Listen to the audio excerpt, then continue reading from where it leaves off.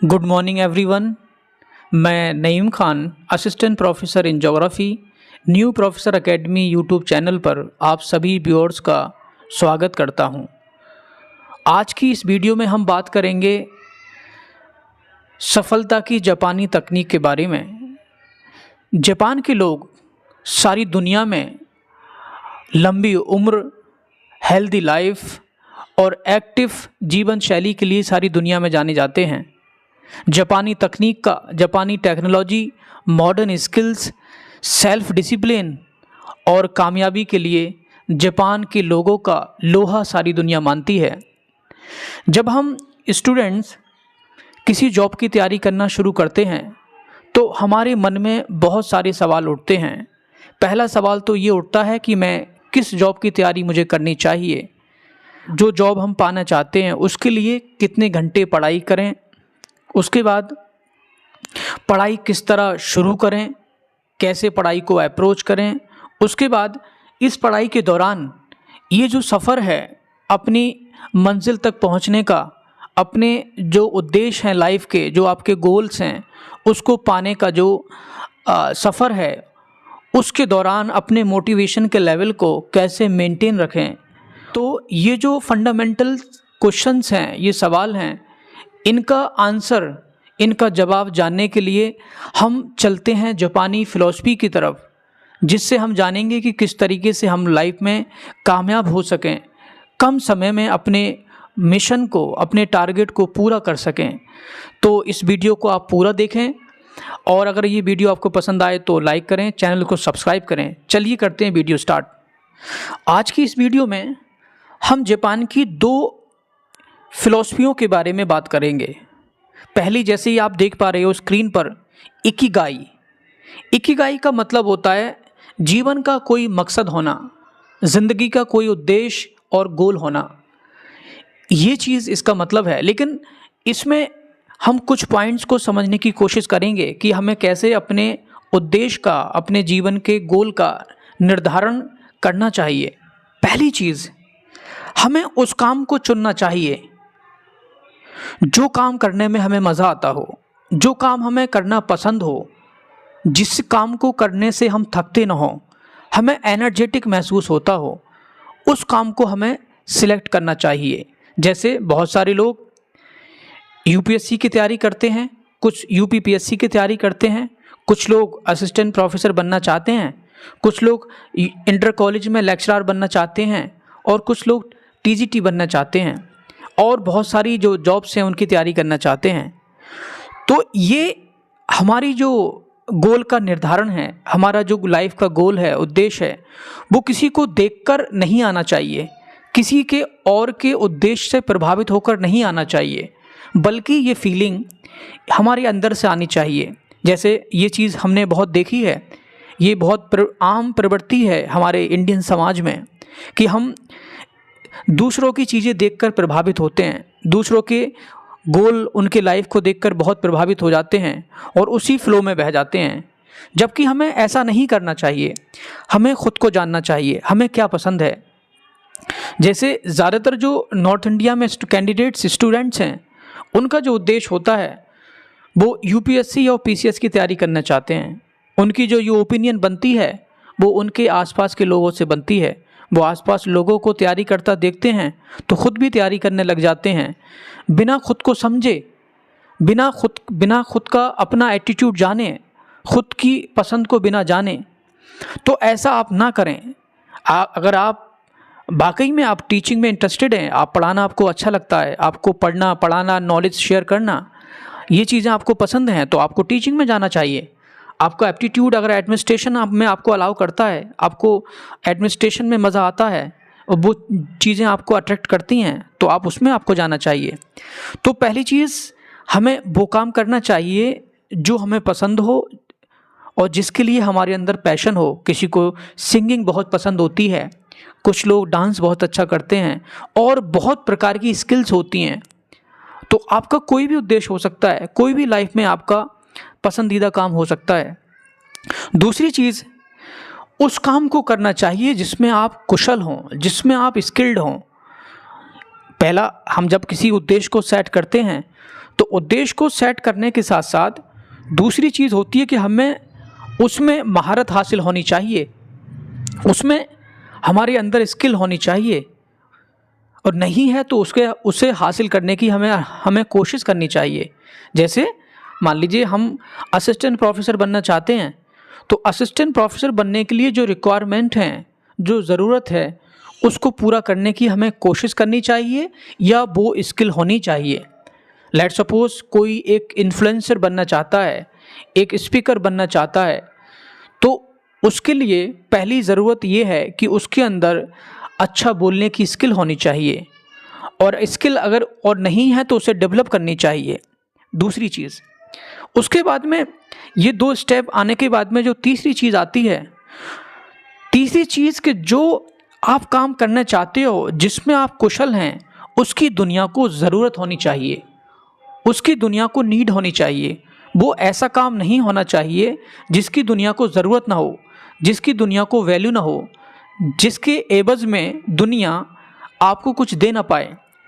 तो आप ऐसे पैशन को फॉलो करें जिसके लिए आपको पेमेंट मिले, जिसके लिए काम करने के एवज़ में आपको पैसा मिले, भुगतान हो आपका। तो ये 4 चीज़ें आपके ध्यान में होनी चाहिए जब आप किसी लाइफ के उद्देश्य को सेट करें।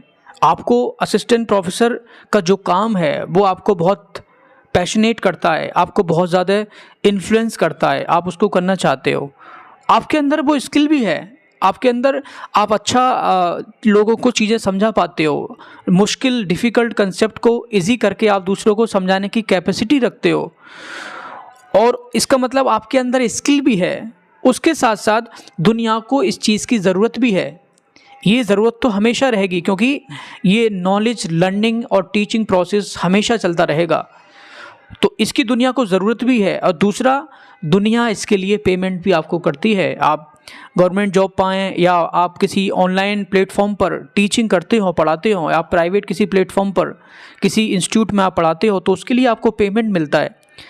तो ये 4 चीज़ें जब जुड़ जाती हैं तो एक कामयाब आदमी का, एक कामयाब करियर का निर्माण होता है। तो आप हमेशा अपने करियर को जांच परख लें, जो भी आप करने वाले हैं लाइफ में, उसमें ये 4 चीज़ें आपस में कनेक्टेड होनी चाहिए। ये चीज़ें जब कनेक्ट होंगी तभी आप लाइफ में आगे बढ़ सकोगे और अपने पैशन से, अपने स्किल से आप कुछ हासिल कर सकते हो, अपनी ज़िंदगी को बेहतर बना सकते हो। यह है इकिगाई। पहला जो उद्देश्य था, पहली जो फ़िलॉसफी है वो इकिगाई है, वो ये एक्सप्लेन करती है। दूसरी जो हमारी फ़िलॉसफी है वो है काइज़ेन। काइज़ेन का जो ट्रांसलेशन, जो मतलब होता है, वो होता है पॉजिटिव चेंज, अच्छा बदलाव। अब यहाँ पर हम बात करेंगे कि किस तरीके से हमें अपने उद्देश्य को हासिल करना है। पहली चीज़ कि हमें अपने काम को छोटे छोटे पड़ाव में बांट लेना चाहिए। फॉर एग्ज़ाम्पल, मान लीजिए आपको 50 किलोमीटर की राइडिंग करनी है साइकिल से। आपने ये गोल बनाया, ये आपने मिशन बनाया कि मेरा टारगेट है कि मुझे 50 किलोमीटर साइकिलिंग करनी है। अगर आप एक बार में ही ये कोशिश करेंगे कि मैं 50 किलोमीटर सफ़र तय कर लूँ, तो आप थक जाएंगे, शायद थक कर रुक जाएं और बीच में बैठ जाएं। आपको बहुत सारी दिक्कतें आ सकती हैं। इसके लिए क्या ज़रूरी है कि हमें अपने मिशन को, अपने टारगेट, अपने मिशन को छोटे छोटे टारगेट्स में ब्रेक कर लेना चाहिए।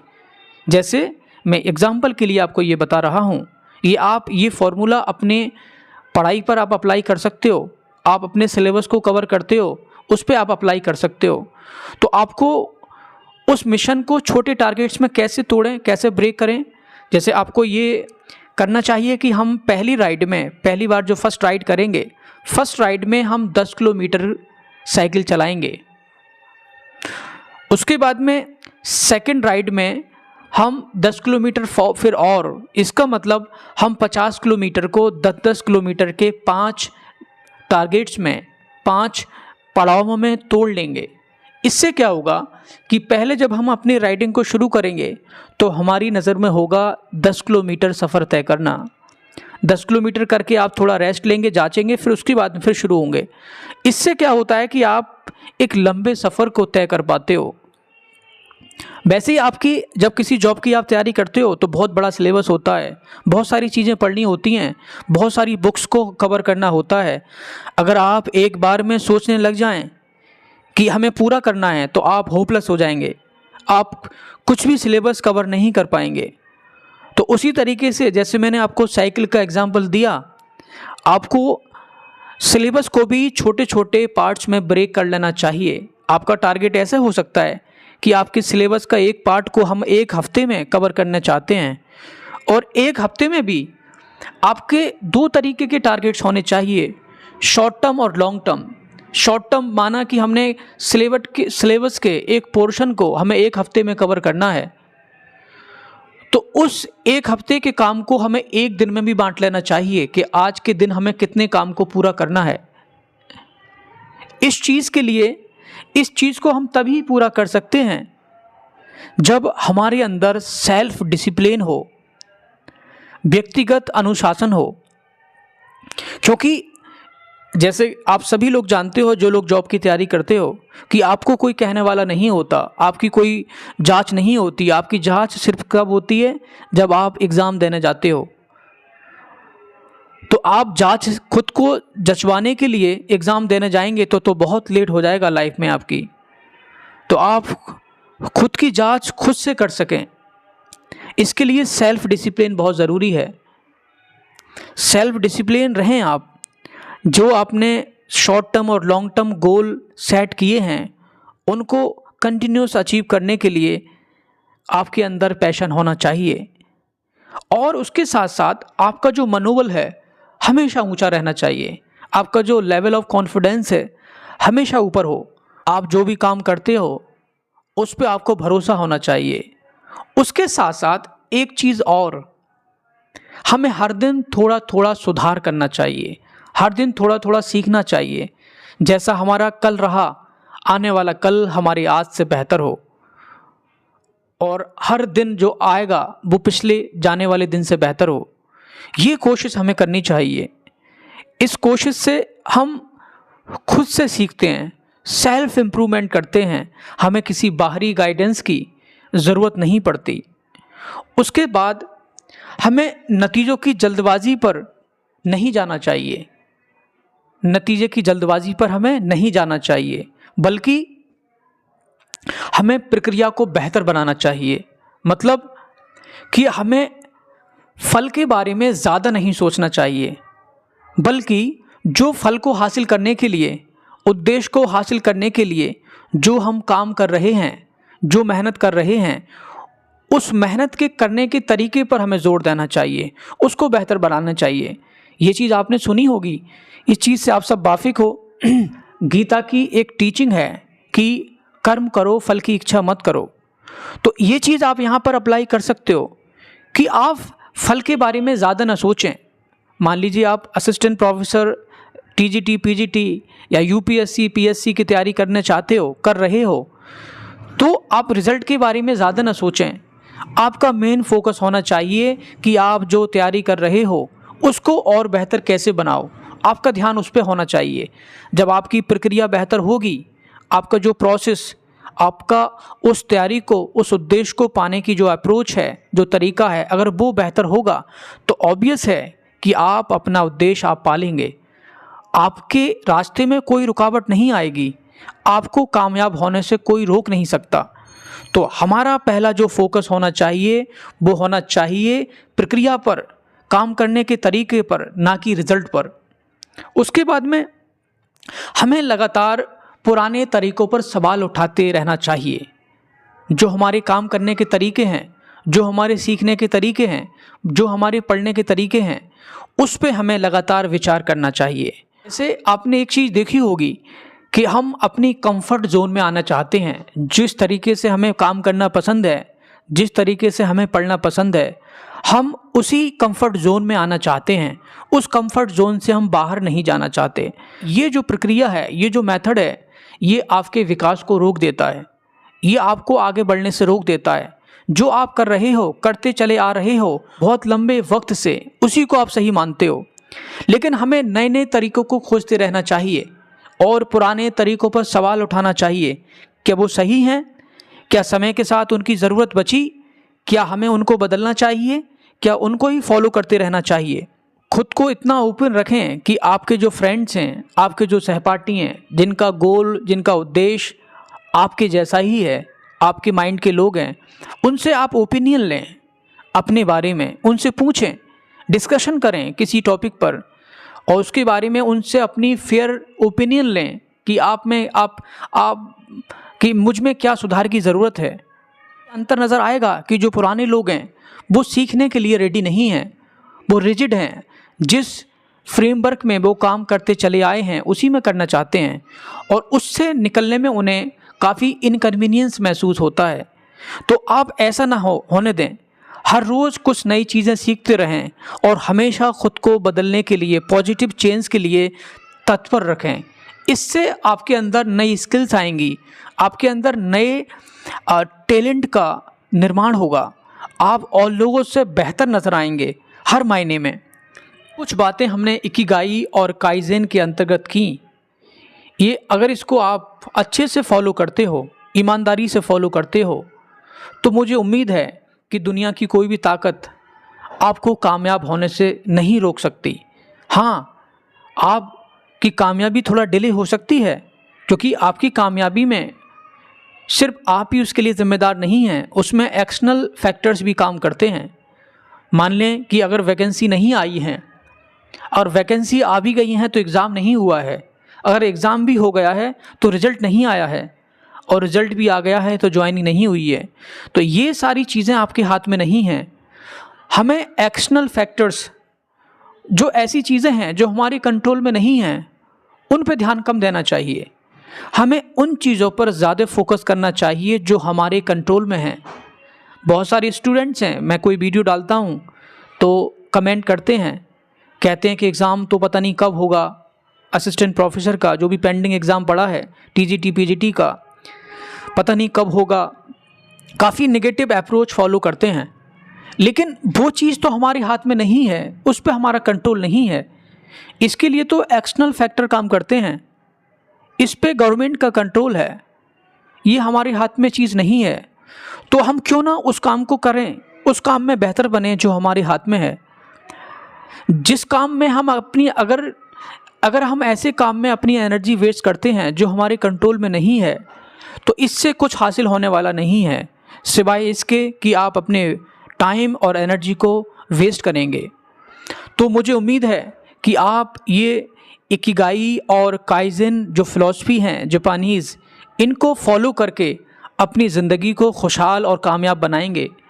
अगर इन तकनीकों को आप सच्चे मन से, ईमानदारी के साथ, सेल्फ़ डिसिप्लिन के साथ अगर फॉलो कर लेते हैं तो मुझे उम्मीद है और भरोसा है कि आने वाले साल आपकी ज़िंदगी के सुखद और खुशहाल साल होंगे। ये जो सारी तकनीकें हैं, इनका इस्तेमाल मैंने अपनी स्टूडेंट लाइफ के दौरान किया और मुझे उसका रिज़ल्ट मिला। तो मुझे उम्मीद है कि आपको वीडियो पसंद आई होगी। अगर वीडियो पसंद आई है तो वीडियो को लाइक करें और चैनल को सब्सक्राइब करें। तो आज की वीडियो में इतना ही, मिलते हैं फिर किसी नई वीडियो में नए कंटेंट और टॉपिक के साथ। तब तक के लिए थैंक यू सो मच।